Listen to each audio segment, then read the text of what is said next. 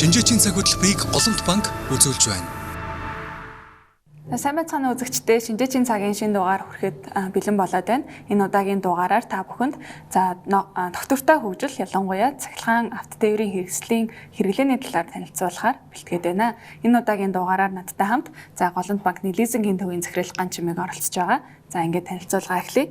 За ерөнхийдөө уур амьсгалын өөрчлөлт дэлхийн ногоон хөгжилтэй холбоотойгоор цахилгаан автомашины хэрэглээ бол сүүлийн жилүүдэд маш огцом нэмэгдэж байгаа гэдгийг бол онцолж ярих болсон. За энэ талаар дэлгэрэнгүй авч үзье. За ерөнхийдөө уур амьсгалын өөрчлөлттэй холбоотой яг тодтогоод аваад үзэхээр тээврийн салбар маань өөрөө дэлхийн нийт хүлэмжийн ялгарлын 20 орчим хувийг тайлбарладаг ийм томоохон нөлөөлөгч хүчин зүйл болдго юм байна. Тэгэхээр ялангуяа тодруулаад аваад үзэх юм бол тээврийн салбар дотроо автозамаар авж байгаа авто тээврийн хэрэгсэл нь бол 45.1%-ийг нь ачаа тээврийн хувьд гэх юм бол 29.4%-ийг нь тайлбарладаг ийм нөлөөлөгч гол хүчин зүйл нь болдго юм байна. Тэгэхээр ерөнхийдөө тээврийн салбар дотроо нийт 75 орчим хувь нь бол энэ нийт хүлэмжийн ялгарлыг бол тайлбарладаг гэж ойлгож байна. Тэгэхээр ерөнхийдөө тээврийн салбар маань өөрөө нийт дэлхийн хүлэмжийн ялгарлын 20%. За энэ дотроо 75% нь автозамаар явж байгаа зорчигч болон ачааны тээврийн хэрэгслүүд тайлбарладаг гэдээ аваад үзэхээр ерөнхийдөө нийт дэлхийн хүлэмжийн ялгарлын 15%-ийг нь бол автозам дээр явж байгаа автомашины хэрэгслүүд тайлбарладаг байх нэ гэж ойлгож болох нэ. Тэгэхээр ерөнхийдөө яг энэ тээврийн хэрэгслүүд ялангуяа энэ уламжлалт хөдөлгүүртэй дотоод шаталтад хөдөлгүүртэй автомашинууд нь яаж энэ уур амьсгалын өөрчлөлтөнд нөлөөлөд байгаа вэ гэдгийг яг аваад үзэх юм бол мэдээж тээврийн хэрэгслийн хөдөлгүүр нь өөрөө түлшээ шатаахтай маш их хэмжээний нүүрс хүчлийн хийг ялгаруулдаг. Нүүрс хүчлийн хийнээс гадна метан болон бусад төрлийн хүлэмжийн хийг агаар мандалд ялгаруулдаг. Энэ эдгээр хортой нэгдлүүд нь өөрөө агаарын температурыг өндөрт удаан хадгалах. За энэ нь өөрөө цаашлаад урт хугацаанд мэдээж цаг агаарын онц ноцтой үзэгдлүүдийн давтамж нэмэгдэх, за далайн түвшин нэмэгдэх мөссөн далайн мөснүүд хайснаар далайн түвшин нэмэгдэх. За улмаар урт хугацаанд экологийн тэнцвэрт байдал алдагдах зэрэг сөрөг нөлөөллийг дунд болон урт хугацаанд үүсгэх ийм эрсдэлтэй юм а гэдгийг бол тайлбарлаж байгаа. Тийм учраас уламжлалт дотоод шаталтад хөдөлгүүртэй автомашины хэрэгслүүдээс халаад тэдгээр хэрэгслийг халаад илүү цахилгаан эрчим хүчинд суурилсан ийм автомашиныг хэрэглэх хандлага бол дэлхийн нийтээр бол давамгаалаад байгаа гэдгийг бол онцолж байгаа. За тэгвэл яг энэ түл шатааж эрчим хүч ялгаруулдаг цахилгаан машинтай харьцуулахад цахилгаан автомашины хэрэглээг ямар эерэг нөлөөллийг бий болох вэ гэдэг талаас нь аваад үзэх юм бол мэдээж юуны төрөнд бол яндан буюу яндангаар ялгарч байгаа хортхийний хэмжээ бол мэдээж мэдэгдэхүйц буурах ийм давуу талтай. Энэ нь өөрөө урт хугацаанд уур амьсгалын өөрчлөлтийг бууруулах хэрэг нөлөөтэйгээс гадна богино хугацаанд ч гэсэн машинаас ялгарх утаа буурснараа агаарын орчныг сайжруулах агаарын бохирдлыг бууруулах энэ хэрээрээ эрүүл таатай амьдрах орчныг бүрдүүлнэ гэж үзэж байгаа. За түүнээс гадна энэ life cycle emission буюу нийт тухайн автомашины нийт хэрэглээний мөчлөгийн хугацаанд авч үзэх нүүрсчлийн ялгаруулалт гэдэг хүчин зүйлийг бол авч үзэж байгаа. За өөрөөр хэлэх юм бол тухайн автомашиныг үйлдвэрлэлтэнд ашигладаг түүхийн эдийг олборлож боловсруулахаас ахуулаад тухайн тээврийн хэрэгслийг угсрах, үйлдвэрлэх, за тэгээд хэрэглээнд ашиглах, за тэгээд хэрэглээнээс гараад хаягдал болох нийт хугацаанд ялгаруулж байгаа нүүрс хүчлийн ялгарлал нь ямар вэ гэдгийг бол авч үздэг. Тэгэхээр мэдээж цахилгаан автомашин нөрөө энгийн уламжлалт хөдөлгүүртэй автомашинтай харьцуулахад бол 75%-аар бага хэмжээний нүүрс хүчлийн хийг ялгаруулдаг гэдгийг бол судалгааны ажлууд бол харуулсан байдаг юм байна. Сүүлийн жилүүдэд бас технологийн шинжилттэй холбоотойгоор зай хураагуур буюу батарейн үйлдвэрлэл нь өөрөө бас эрчим хүч ялгарлалын хувьд бол маш сайжрах ийм хандлагыг бол үзүүлж байгаа нь авууштай байгаа гэж ойлгож байна. Шинжээчийн цаг хөтөлбөрийг Олонт банк үзүүлж байна. За дараагийн авч үзэх хүчин зүйл нь бол мэдээж одоо сэргээгдэх эрчим хүчтэй холбогдож байгаа. За цахилгаан автомашиныг мэдээж одоо тодорхой хэмжээнд бол цэнэглэх шаардлага үүсдэг. За энэ хэрээрээ одоо цэнэглэлтийг нь одоо энгийн одоо цахилгаан станцуудаас гарч байгаа эрчим хүчнээс илүүтэйгээр одоо сэргээгдэх эрчим хүч буюу одоо нарны панел эсвэл одоо салхин станц гэдэг ч юм уу одоо сэргээгдэх эрчим хүч ашигласан цахилгаанаар цэнэглэх юм бол тэр цахилгаан автомашины одоо яг байгаль орчинд үзүүлж байгаа эрэг нөлөөллийг бол тодорхой хэмжээнд бас нэмэгдүүлэх юм эрэг нөлөөтэй гэж тайлбарлаж байгаа. За түүнчлэн дараагийн авч үзэх хүчин зүйл мэдээж шатамхай одоо fossil fuel гэж ярьдаг. Шатамхай түвшнээс одоо хамаардаг эдийн засгийн хамаарлыг бол одоо тодорхой хэмжээнд бол бууруулах боломжтой. За өөрөөр хэлэх юм бол одоо энгийн одоо уламжлалт автомашины хэрэгслүүд бол бид мэдээж одоо бензин хөдөлгүүртэй ажиллаж байгаа. Тэгэхээр бензиний оронд одоо яг энэ цахилгаан одоо эрчим хүчийг хэрэглэснээрээ энэ бензинийг үйлдвэрлэл гаргаж авч байгаа газрын тосны хэрэглээ буурах. За өөрөөр хэлэх юм бол газрын тосны одоо бид нар одоо өнөөгийн нөхцөлд ярьж байгаа тий одоо ормосын холбоотойгоор газрын тосны үнийн хэлбэлзэл өөрөө эдийн засгт маш одоо том савлгааг бий болгодог. Тэгэхээр энэ хэрээр одоо газрын тоснаас хамаарал тодорхой хэмжээнд бол буурах боломжтой гэж харж байгаа. За дээрэс нь мэдээж одоо газрын тос бензинийг одоо хөдөлгүүрт ашигласнаар ялгарч байгаа хортгийн нөлөөллийг бас бууруулах боломжтой гэдэг одоо олон талаасаа энэ шатхууны нефтийн бүтээгдэхүүнээс хамаарлыг бол бууруулах ач холбогдолтой гэж байгаа. За Bloomberg-с танилцуулсан нэг судалгаагаар бол 2025 оны байдлаар цахилгаан автомашины хэрэглээ нь өөрөө дэлхийн хэмжээнд өдөрт 2.3 сая баррелтэй тэнцвүүц хэмжээний газрын тосны хэрэглээг бол бууруулах одоо нөлөөтэй юм а гэдгийг бол танилцуулсан байгаа.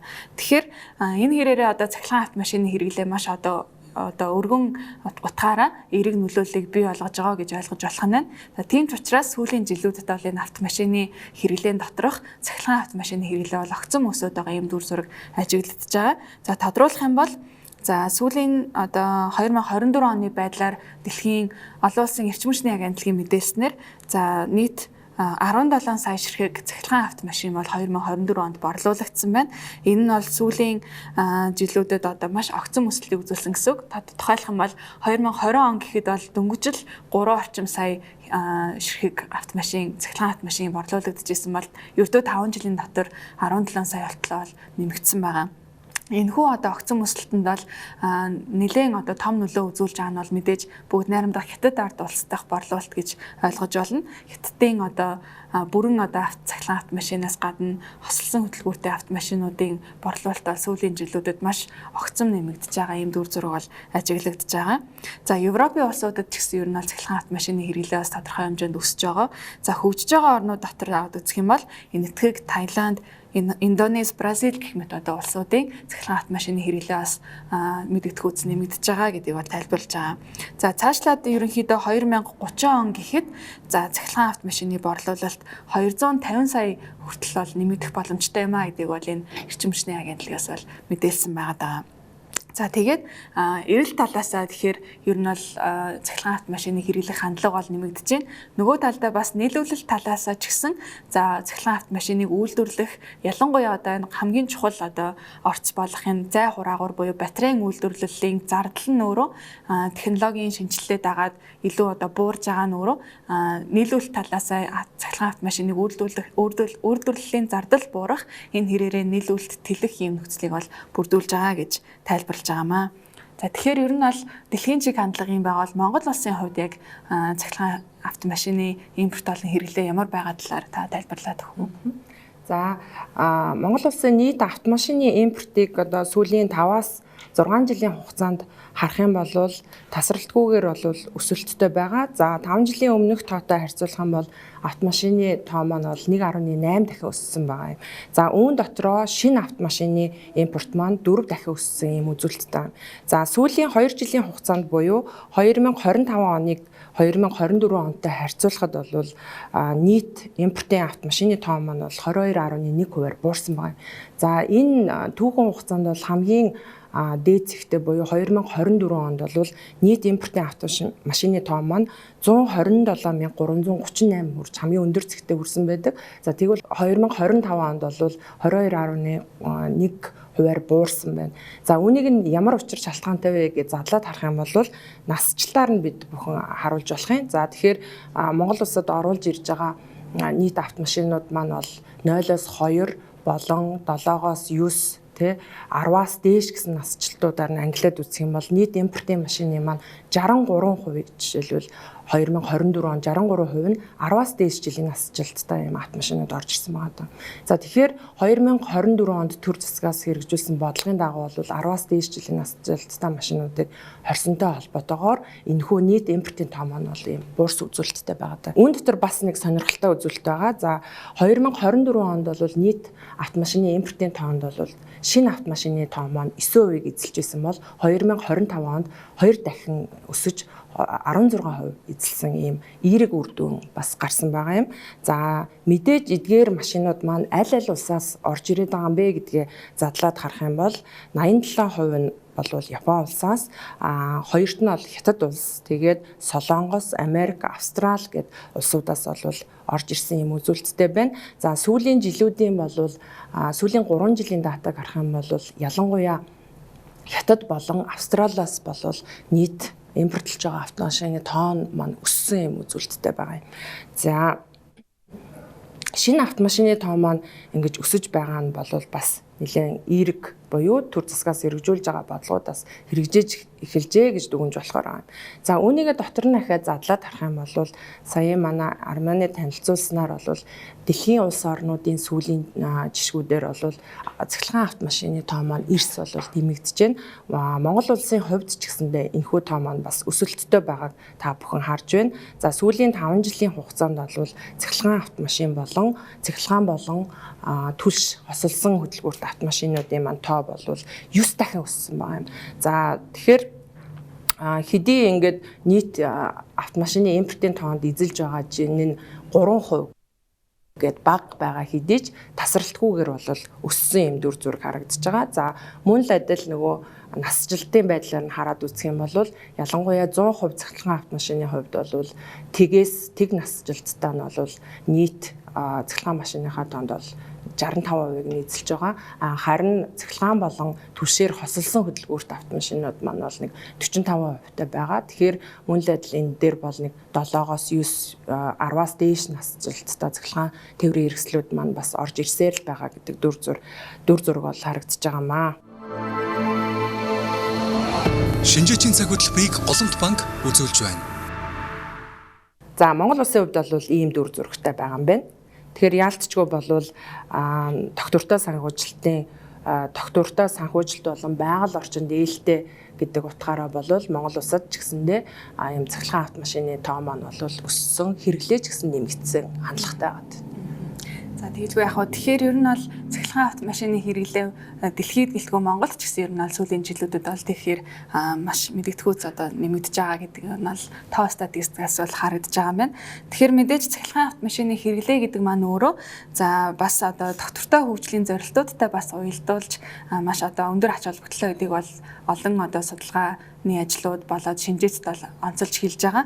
За тодруулах юм бол нүүбийн дэвшүүлсэн яг доктортой хөгжлийн 17 зорилт байдаг. Тэдгээр зорилтуудтай одоо хамгийн уялдж байгаа нь одоо юу вэ гэдэг талаас нэг аваад үзэх юм бол нэгдүгээрт нь бол яг энэ 17 зорилтын 7-дугаарт бичигдсэн байдаг. Сэргээгдэх эрчим хүчийг одоо нэвтрүүлэх гэсэн зорилттой бол одоо ялтчгүй уялдж байгаа. За тодруулах юм бол цахилгаан автомашин нь өөрөө одоо тээврийн салбар дахь шатамхай түвшний хэрэглээг бууруулж сэргээгдэх эрчим хүчний одоо эрэлтийг дэмжснээр байгаль орчинд ээлтэй эрчим хүчний хэрэглээг одоо бий болгох юм одоо онцлог давуу талтай гэж байгаа. За дээрэс нь 2-дугаарт нь бол яг энэ 11-р зорилт буюу ээлтэй хот иргэдийн оролцоо гэсэн одоо зорилттой бол нийцж байгаа. За тодруулах юм бол цахилгаан автомашины хэрэглээ ялангуяа одоо хэрэглээ өндөр байдаг улс орнуудад бол цахилгаан автомашины хэрэглээ нэмэгдэхийн хэрээр одоо агаарын одоо бохирдол буурах илүү одоо амьдрахад таатай орчин бүрдэх те. За дээрэс нь одоо цахилгаан автомашины одоо дуу чимээ талаасаа ч гэсэн энгийн автомашинтай харьцуулахад одоо маш бага дуу чимээ ялгаруулдаг гэдэг утгаараа noise pollution буюу одоо энэ орчны дуу чимээний бохирдлыг бас бууруулах ач холбогдолтой байдгийг бол онцолдог. За тэгээд дээрэс нь зам тээврийн одоо зам тээврийн одоо ачааллаас үүдэлтэй аливаа одоо эрүүл мэндийн одоо сөрөг нөлөөллийг бууруулах ийм нийгмийн эрүүл мэндтэй холбоотой эрэг нөлөөтэй юм а гэдгийг бол онцолж тайлбарласан байт юм байна. За 3 дугаарт нь бол мэдээж одоо 13 дугаар зорилт буюу энэ уур амьсгалын өөрчлөлтөд тэмцэх зорилттой бол ялцчгүй уялдаж байгаа. Цахилгаан автомашин нуураа энэ Парисын хэлэлцээрт одоо дурддагдсан байдаг дэлхийн дулаар л уур амьсгалын өөрчлөлтөд тэмцэх одоо аливаа стратеги болоод одоо зорилтуудтай бол одоо нийцтэйгээр одоо хамгийн чухал одоо авч хэрэгжүүлэх одоо арга хэмжээнүүдийн нэг болж орж ирдэг.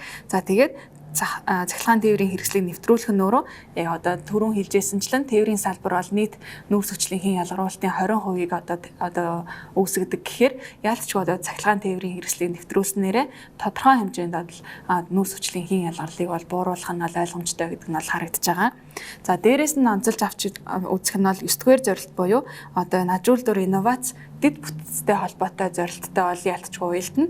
За өөрөөр хэлэх юм бол цахилгаан автомашиныг үйлдвэрлэх нь өөрөө за үр ашигтай одоо орчин үеийн технологи ашигласан батарей болоод одоо энэ орчин цагийн одоо ногоон одоо гэж хэлэгддэг үйлдвэрлэлийг одоо дэмжих юм боломжийг бүрдүүлж байгаа. За түүнчлэн одоо цахилгаан тээврийн хэрэгслийг цэнэглэх дэд бүтэц буюу цэнэглэх станцуудыг барих, түүнтэй холбоотой хөрөнгө оруулалтуудыг нэмэгдүүлэх, за тэгээд ухаалаг цахилгаан эрчим хүчний хэрэглээг дэмжих гэдэг талаасаа дэд бүтэцтэй одоо яалтчгүй уялдаж байгаа гэж хэлж болно. За түүнчлэн одоо эдгээр одоо дөрвөн доктортой хөгжлийн зорилтуудаас гадна цахилгаан автомашины хэрэглээ нь ялцчгүй одоо үйлдвэрлэл талаас ажлын байрыг нэмэгдүүлэх тэр талаараа одоо эдийн засгийн одоо хөгжил өсөлтийг дэмжих одоо чухал хүчин зүйл болох боломжтой. За дээрэс нь хэрэглээ талаасаа ч гэсэн илүү хариуцлагатай доктортой хэрэглээг бий болгох одоо зорилттой бол уялдана. За дээрэс нь эрүүл мэндийг дэмжих чиглэлд бас одоо доктортой хөгжлийн зорилттой уялдах юм боломжтой гэж бол тайлбарлаж байгаа. За дээрэс нь тэгвэл яг нүүбнээс дэвшүүлж байгаа доктортой хөгжлийн зорилтуудаас гадна одоо уур амьсгалын өөрчлөлтөд тэмцэх, за илүү ногоон эдийн засгийг бий болгох, илүү одоо sustainable гэж ярьдаг, илүү доктортой эдийн засгийн одоо хүрээнд улс орнууд бол энэ ялтчгүй цахилгаан автомашины хэрэглээг бол дэмжих одоо олон төрлийн бодлогын арга хэмжээг бол хэрэгжүүлж байгаа. За тодруулж авч үзэх юм бол гол одоо энэ бодлогын зорилтууд нь ерөнхийдөө хүлэмжийн хийн ялгарлыг бууруулах, агаарын бохирдлыг багасгах, мөн эрчим хүчний аюулгүй байдлыг дэмжих гэсэн одоо үндсэн чиглэлд бол хэрэгжиж байгаа гэж ойлгож байна. За тэгвэл яг ямар бодлогын хэрэгслүүдийг улс орнууд ашиглаад байна вэ гэдээ авч үзвэл нэгдүгээрт нь бол мэдээж санхүүгийн урамшуул, хөшүүргийн одоо арга хэмжээнүүд байгаа. За цахилгаан автомашины хэрэглээг нэмэгдүүлснээрээ бол хамгийн нэмэгдүүлэхийн тулд одоо хамгийн өргөн хэрэглэгдэх одоо арга нь бол мэдээж худалдан авалтыг нь дэмжих хүрээнд татвар татвасыг нь одоо олгох татаас олгох эсвэл одоо худалдан авалтанд нь буцаан олголт олгох байдлаар одоо шийдэж байна. За дээрэс нь худалдан авах үеийн татварын хөнгөлт үзүүлэх эсвэл одоо нөөт болон бусад одоо татвараас чөлөөлөх зэрэг арга хэмжээнүүдийг бол авч хэрэгжүүлдэг байх нь. За ийм төрлийн одоо санхүүгийн урамшуул нь бол одоо энгийн уламжлалт автомашинтай харьцуулахад бол одоо худалдан авах одоо дарамтыг худалдан авагчдад бууруулснараа хэрэглээг дэмжих чухал ач холбогдолтой гэж үзэж байгаа.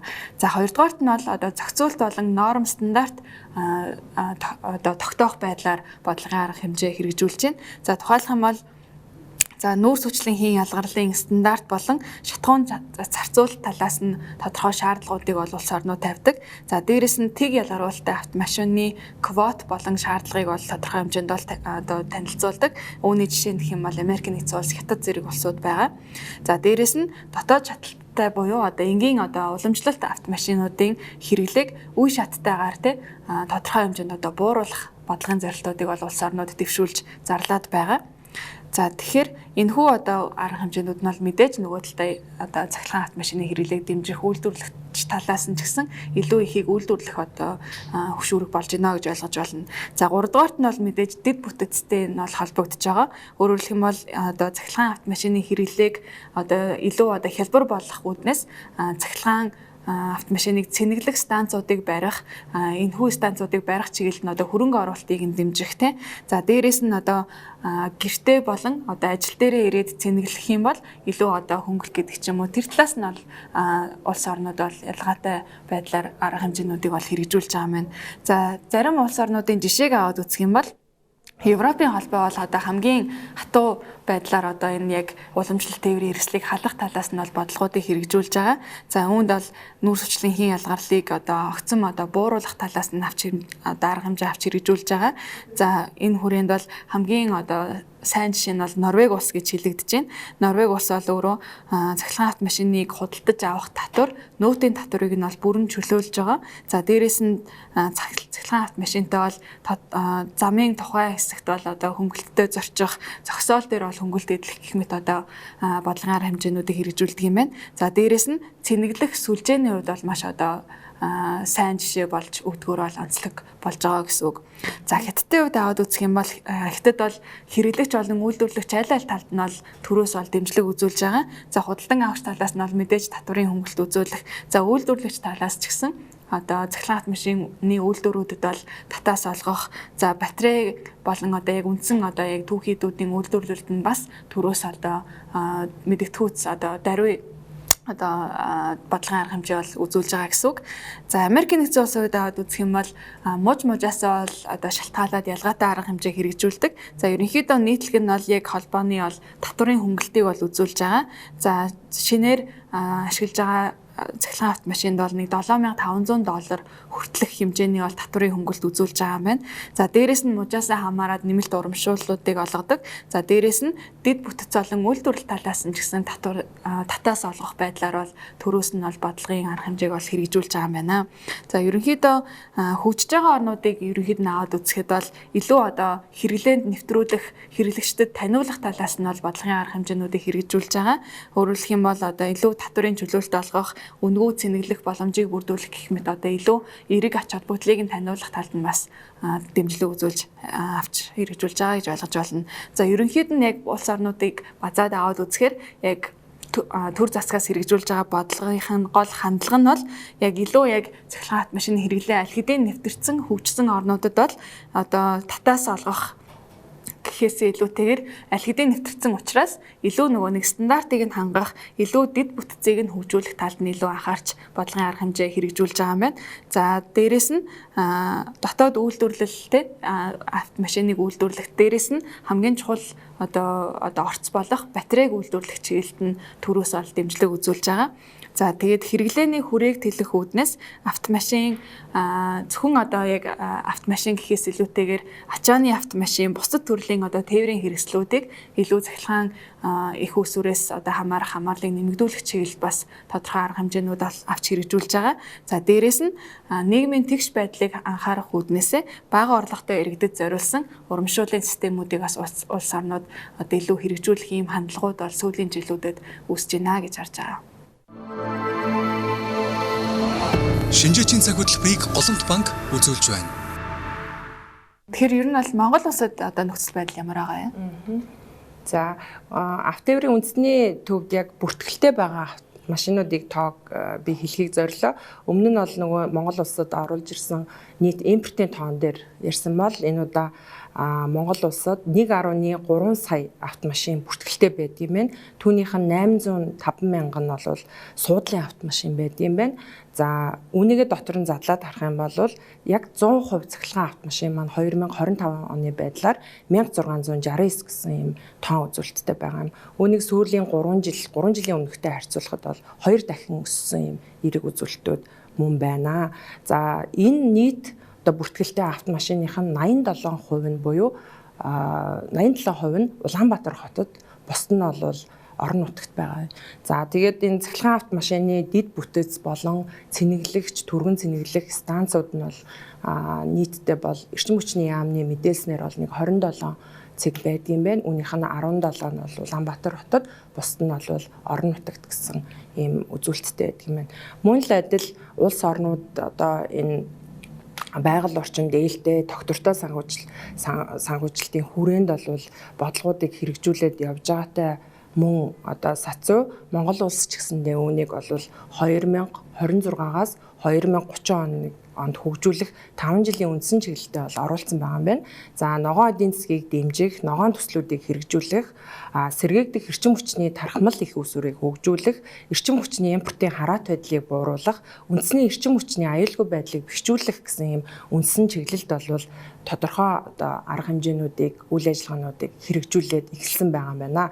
За үүнийгээ бол яг цахилгаан автомашины хэрэглээг дэмжихдээ ямар үе шатуудтайгаар хэрэгжүүлэх ажлууд байгаа юм бэ гэд задлаад харах юм бол засгийн газрын 2024-өөс 2030 он, 2040 онуудад үе шаттайгаар энэ цахилгаан тээврийн хэрэгслийн хэрэглээг дэмжихэд бол оролцогч талууд болох дэд бүтэц, цэнэглэх байгууллагууд нөгөө талдаа иргэн худалдан авах түрүүн бас ярьсанчлан санхүүгийн тийм урамшуулах зэрэг хөтөлбөрүүдийг бол үе шаттайгаар хэрэгжүүлэхээр төлөвлөсөн байна. За үүнээс дурдах юм бол цахилгаан тээврийн хэрэгслийг оруулж ирж байгаа импортод нь бол татварын хөнгөлөлт үзүүлэх, мөн төрийн байгууллагууд маань худалдан авалтынхаа 60% нь цахилгаан автомашин худалдаж авах, нийтийн тээврийн үйлчилгээнийхээ 70% нь бол цахилгаан тээврийн хэрэгсэл хэрэглэх гэдгээр бол хэрэгжүүлээд эхэлсэн байна.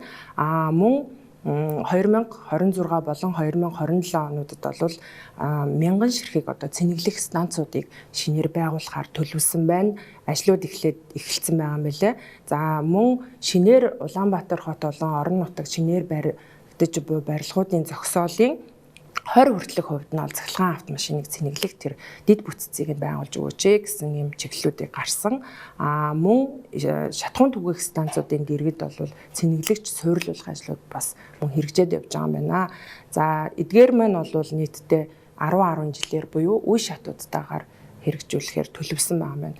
За өнгөрсөн 7 хоногт нөгөө засгийн газрын тогтоол гараад яг энэ цахилгаан автомашины хэрэглээг дэмжихдээ болвол иргэн буюу тогтмол орлоготой иргэн маань автомашины хэрэглээний зээлийг авахдаа 30 сар авдаг байсан бол үүнийг нь 60 сар болгож бас дэмжлэг үзүүлж буюу сарын төлбөрт нь дарамтыг нь багасгах замаар энэ цахилгаан автомашиныг одоо хэрэглээг нь дэмжих юм түрүүний чиний хэлсэнчлэн нөгөө санхүүгийн урамшууллын бас нэг хэлбэр болж байна тий хэрэгжээд эхэлсэн байна. Цаашлаад энэ цэнэглэх дэд бүтцүүдийг хөгжүүлэх мөн татвар санхүүгийн дэмжлэгүүд тэгээд энэхүү дэд бүтцүүдийг үүсгэхэд нөгөө зөвшөөрөл холболтыг энэ төр хөнгөчлөх зүйлүүдийг бол бас яригадаад явж байгаа юм байна.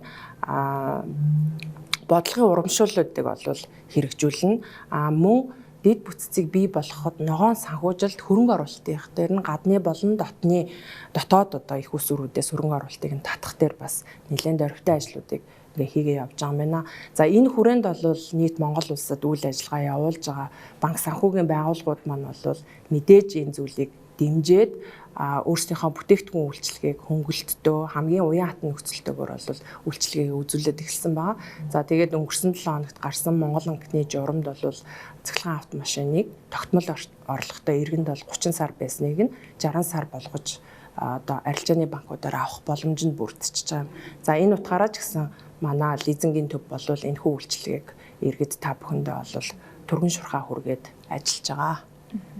За тэгэхээр цахилгаан автомашин маань өөрөө ерөнхийдөө богино хугацаанд одоо бидний одоо Улаанбаатар хотод тулгамдаад байгаа чухал асуудал болох одоо агаарын бохирдол, зам тээврийн одоо төгсрөл зэрэг асуудлыг шийдэхээс гадна ер нь урт хугацаанд ч гэсэн илүү одоо эрүүл таатай амьдралын нөхцөлийг бий болгох одоо доктортой хөгжлийн зорилттой уялдсан одоо чухал одоо хэрэгсэл болох юм а гэдгийг бол энэхүү шинжээчийн цагийн дугаараар та бүхэнд хүрэхийг хичээлээ. Ингээд шинжээчийн цагийн энэ удаагийн дугаар өндөрлж байна. Хамт байсан та бүхэндээ баярлалаа. Баярлалаа. Шинжээчийн цаг хөтөлбөрийг Голомт банк үзүүлж байна.